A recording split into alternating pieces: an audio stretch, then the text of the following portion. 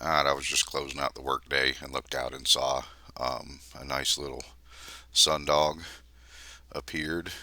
Um, then I saw a flock of what they are. I don't know. They may actually be pelicans. I really don't know. But I thought, wow, isn't this like typical day after tomorrow fashion? Right before the Great Conjunction. Um, but everything went off without a hitch last night. I had this thing all set up, ready to go last night, and just was so anticipating a clear sky. And typically they came in with late day chems, and I thought, come on, don't do this to me. Let me get some shots.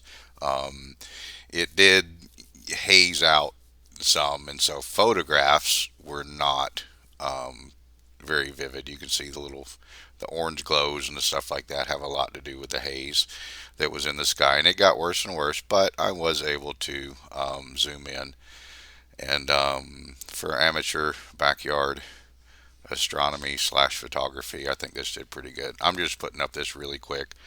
I want to sit down tonight. I've got another clip that was like, I stayed right on it for about 15, 20 minutes. And before it became too hazy, it wouldn't focus in. But, I was happy.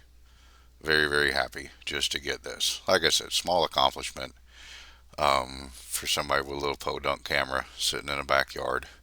But it was a nice night. It was a nice, just some reflection. And I want to put together something tonight. Um, you know, this is a once in my lifetime. You know, I'll never see this again this close.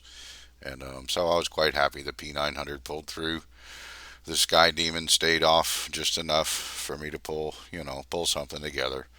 So I hope anybody out there was able to see it even with their eyes or with their cameras, and looking forward to also just looking around tonight and see what everybody else is loading up. And, so anyway, was a good day, and the Earth is still here.